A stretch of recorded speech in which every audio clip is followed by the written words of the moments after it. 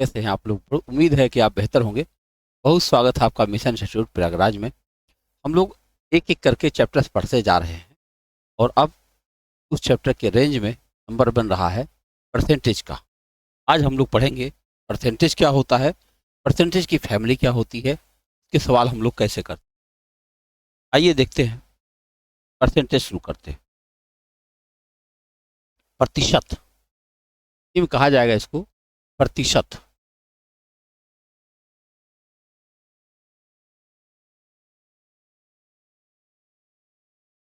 Percentage percentage एक परिवार है। इस परिवार के अंदर में कुल 5 लोग रहते हैं। कौन कौन रहते हैं मैं लिखता हूँ। प्रतिशत खुद है,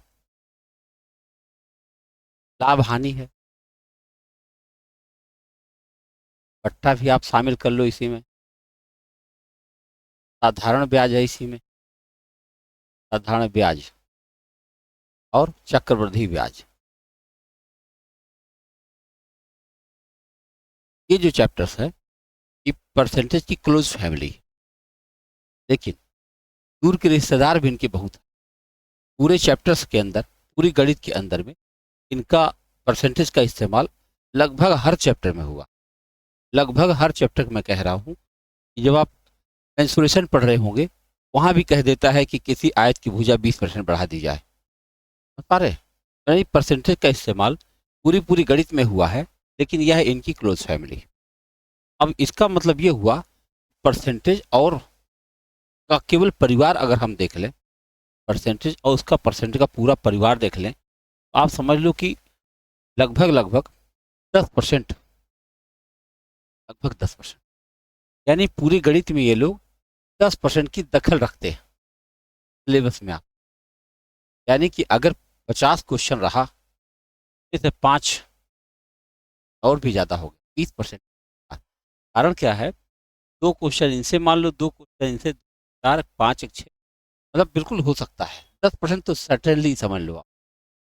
इसका मतलब ये हुआ कि हमें परसेंटेज पर ठीक से पकड़ बनानी होगी। केवल एक टॉपिक और उसका फैमिली पढ़ करके 10% गणित पर हमारी कमांड हासिल वाली। आओ समझाइए।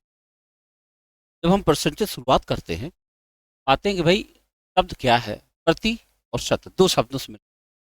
प्रति का मतलब हुआ प्रत्येक और शत का मतलब हुआ 100। जो भी वैल्यू कही जाएगी वो परसेंटेज के रूप में कही जाएगी, यानी 100 के संदर्भ में देखी जाएगी। अगर हम कहना चाहें तो आप कह सकते हैं कि प्रत्येक मान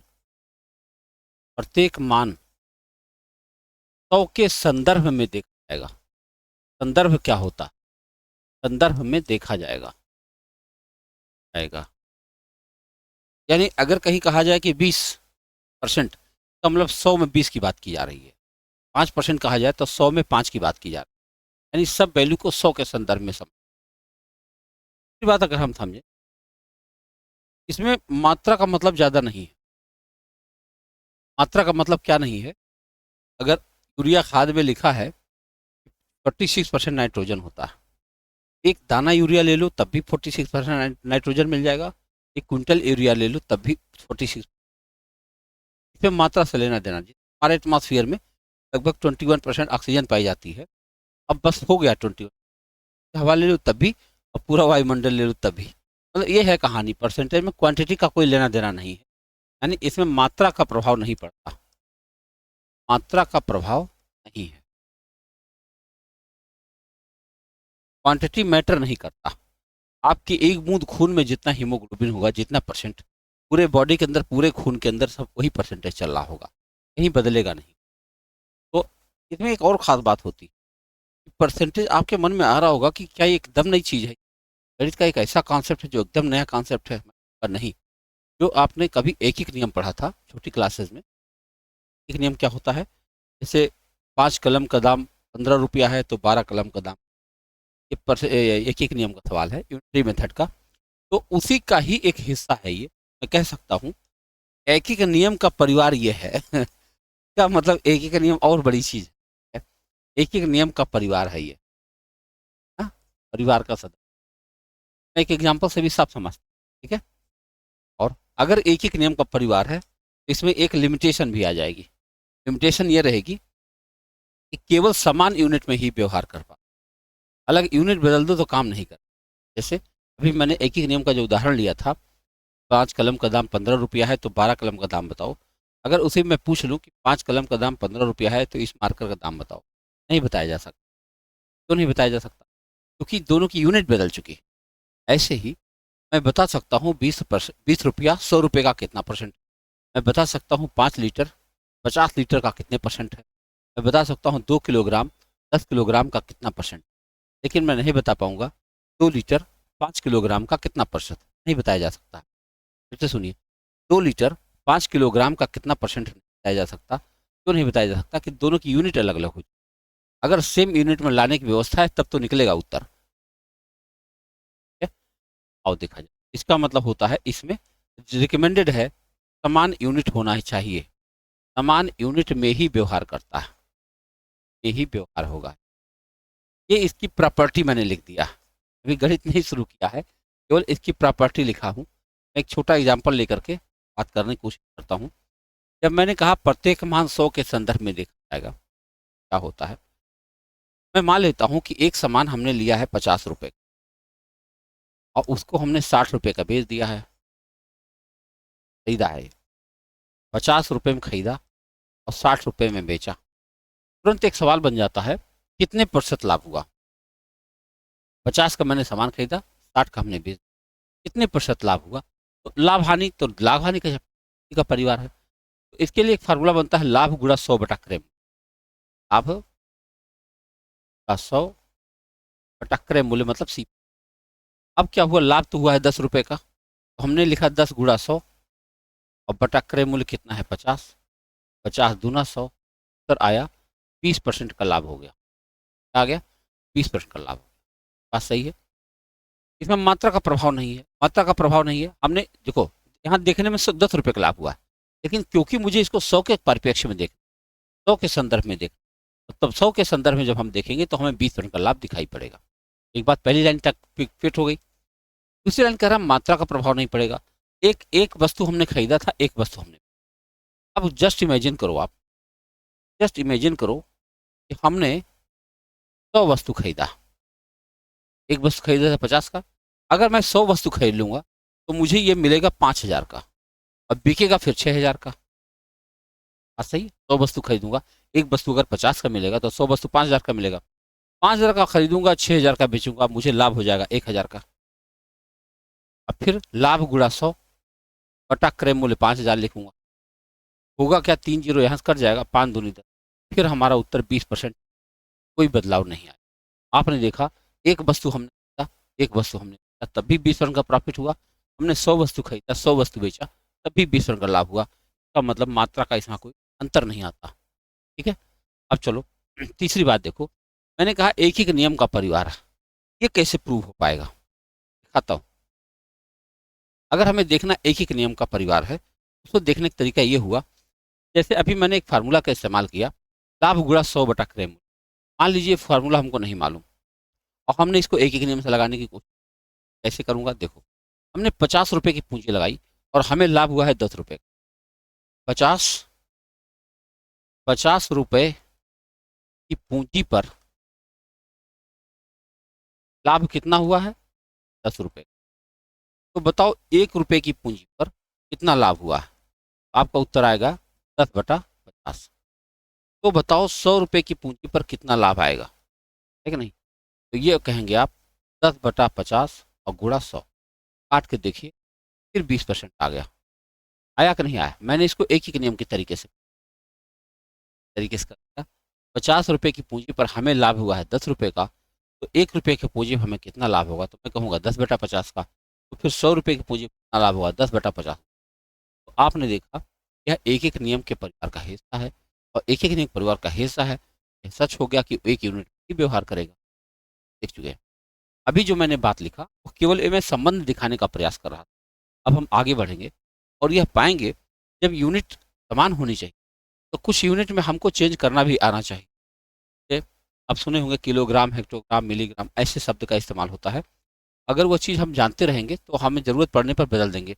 ऐसे ऐसे प्रश्न कहीं कहीं आपने देखा होगा, 5 हेक्टोग्राम 10 क्या कि हेक्टोग्राम किलोग्राम का कितने? 5 हेक्टोग्राम 10 किलोग्राम का कितने। तो जब तक आप 10 किलोग्राम को हेक्टोग्राम नहीं बनाए या 10 हेक्टोग्राम को किलोग्राम नहीं बनाए तो उत्तर नहीं बन सकता। इसलिए यूनिट बदल दिया जाए। आओ देखो, आप मात्रा की बात करें तो किलो, हेक्टो, एका और लीटर, लीटर और ग्राम। फिर आया है डेसी, फिर है सेंटी और फिर है मिली। ये 7 अक्षर है आपके सामने। इनका क्रम देखो आप। दरअसल लीटर मीटर ग्राम के लिए एक पैमाना काम करता है। अगर हम लीटर की बात करेंगे तो पढ़ने का तरीका हुआ kilo litre, hectolitre, deca litre, litre, decilitre, centilitre, millilitre. अगर हम मीटर की बात करें, kilometre, hectometre, decametre, metre, decimetre बोला जाए। और अगर हम ग्राम की बात करें तो किलोग्राम, हेक्टोग्राम, डेकाग्राम, ग्राम, डेसीग्राम, सेंटी। और ये दार्शनिक पद्धति पर बनाया गया है। दार्शनिक पद्धति क्या होती है? प्रत्येक यूनिट में 10 गुने का फर्क बनता है। फर्क बनता है 10 गुना, यानी मिलीग्राम का 10 गुना सेंटीग्राम होता है, सेंटीग्राम का 10 गुना डेसीग्राम होता है, डेसीग्राम का 10 गुना ग्राम होता है। ऐसे ही 10 गुना पर बना हुआ फार्मूला है। अगर इसको देख करके हम यूनिट लिखने का प्रयास करें, देखो ऐसे लिखा जा सकता है। जैसे हमसे पूछ लिया, बताओ 1 केजी बराबर कितना ग्राम होता है, ऐसे पूछ, चेंज करना चाहते तो हम किलोग्राम, यहाँ किलो का हमको ग्राम बताना है। नीचे हम आएंगे, देखो एक सीढ़ी जाते हैं, 3 बार 10 से मुलाकात होती है, 10 गुणा 10 गुणा 10, आपका उत्तर बन जाएगा 1। देख रहे हैं आप कितने आसानी से आप जान रहे हैं कि 1 किलोग्राम में 1000 ग्राम होता है। ऐसे ही तो पूछा जाए, बताओ 1 मीटर में कितना सेंटीमीटर होता है। तो मीटर हमारे पास ये है, हमको सेंटी पे जाना। तो नीचे आओ, एक सीढ़ी, दो सीढ़ी, दो सीढ़ी आने के बाद हमको सेंटीमीटर से मुलाकात होती है, यानी 2 बार 10 से मुलाकात होती है। हमारा उत्तर बन जाएगा 100। 1 मीटर बराबर 100। इसी प्रश्न में आया था 1 किलोमीटर में कितना सेंटीमीटर होता। सवाल था 1 किलोमीटर में कितना सेंटीमीटर पूछा गया था। बताओ 1 किलोमीटर तो ऊपर है और सेंटीमीटर इतना नीचे है। आओ गिना जाए, तो 1 2 3 4 5, 5 सीढ़ी हमको नीचे आना पड़ा।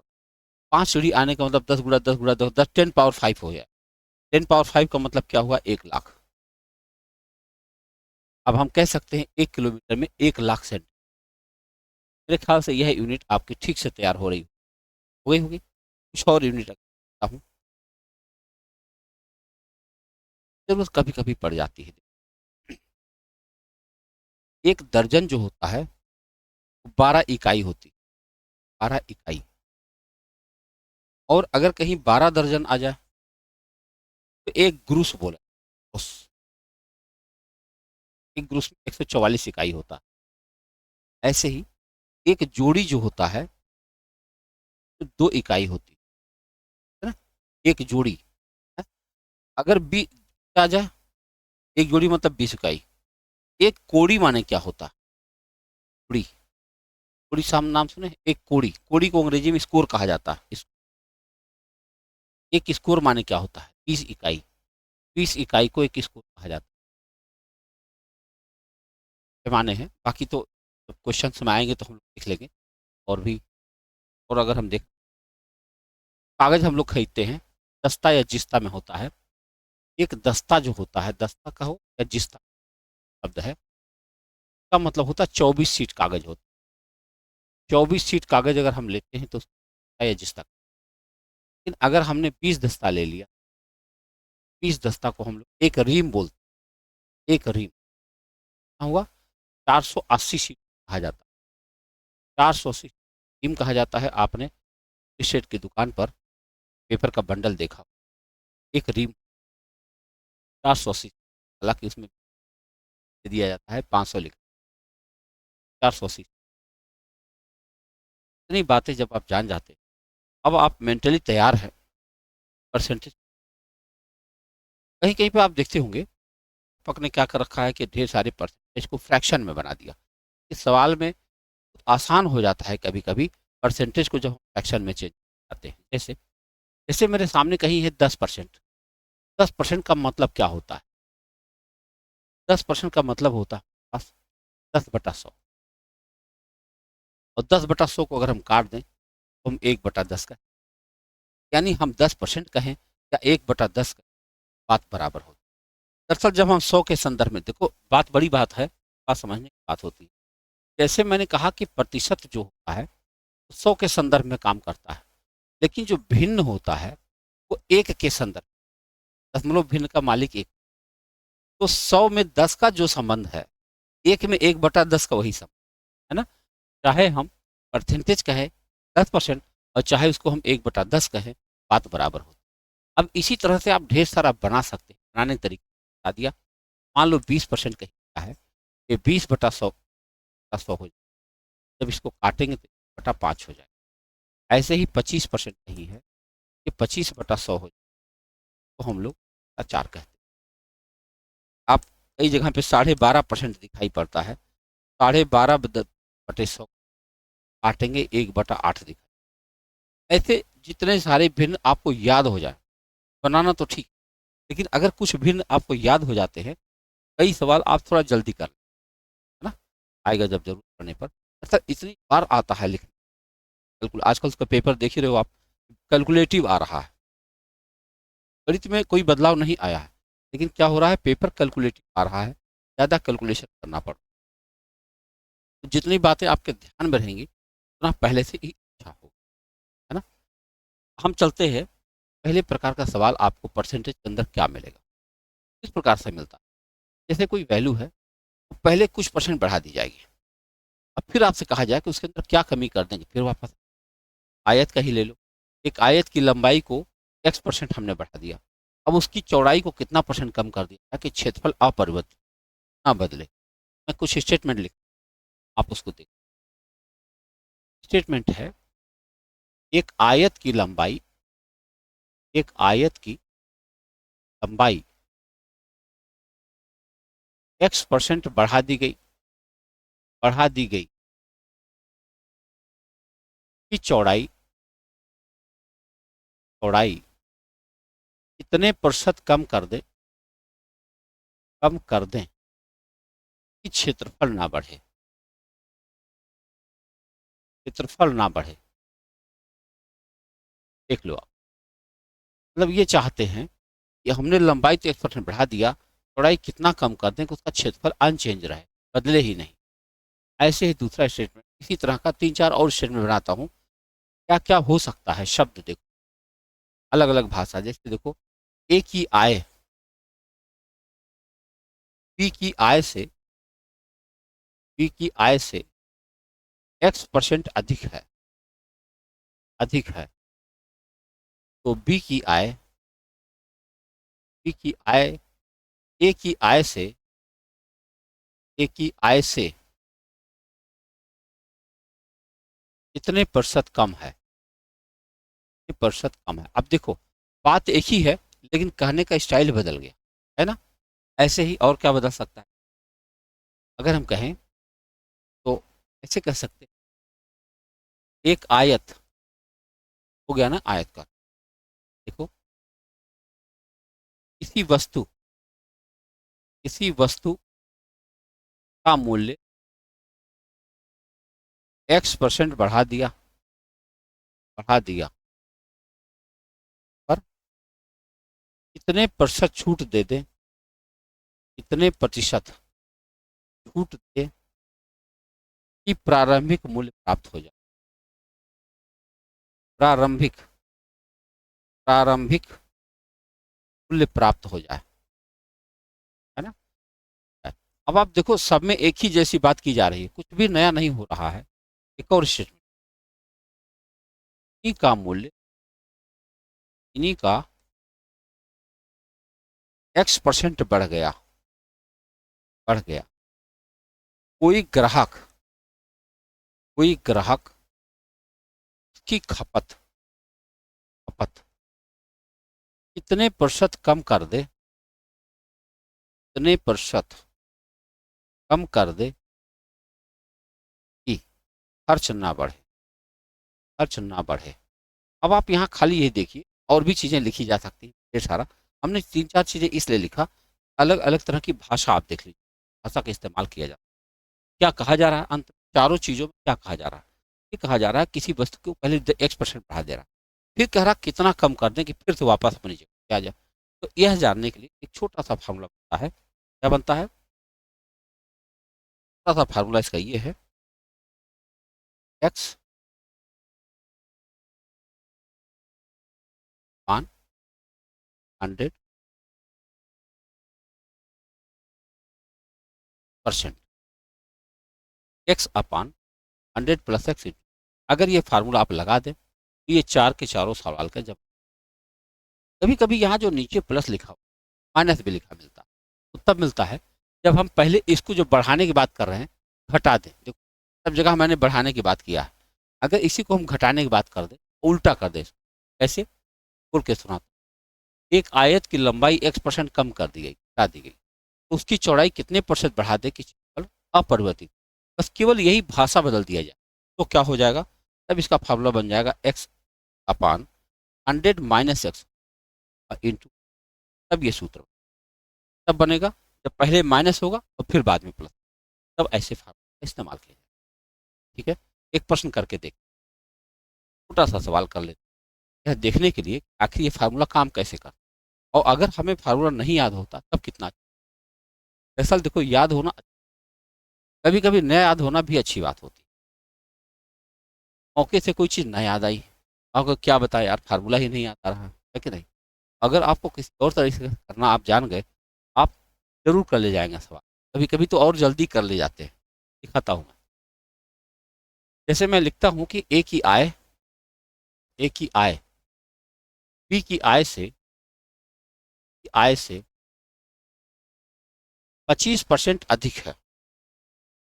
हाँ, ए की आय बी की आय से 25% अधिक है, तो बी की आय ए की आय से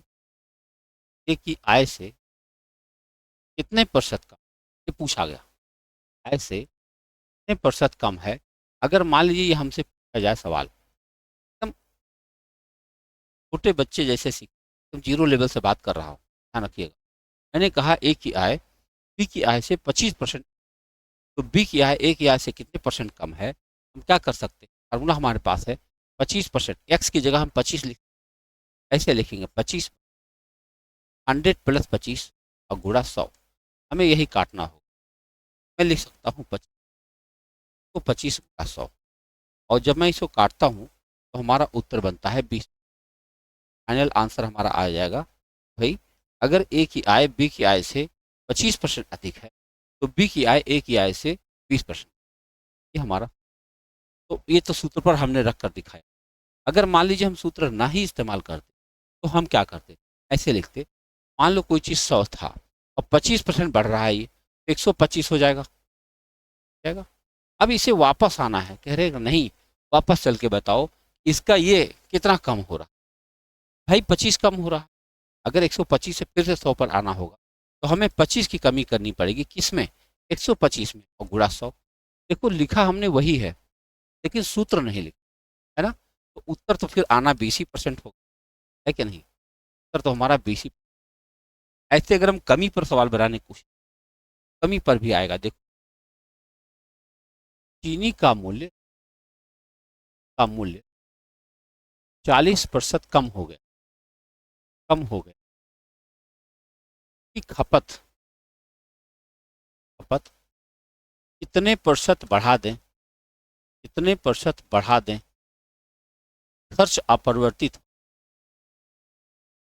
खर्च अपरिवर्तित रहे।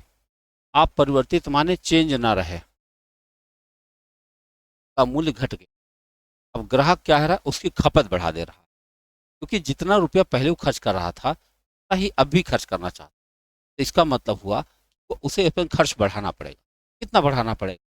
तो के माध्यम से देख, तो हम लिख सकते हैं 40/100 माइनस 40 और गुणा 100, दूसरा वाला फार्मूला कम वाला है ये। तो फिर मैं लिखूंगा 40/8 और गुणा 100। ये जब मैं छोटा करूंगा ये बन जाएगा 200/3, और काटने में क्या आएगा, 63 सही 3 आ जा भैया, 63 सही 3 पर आ जाएगा।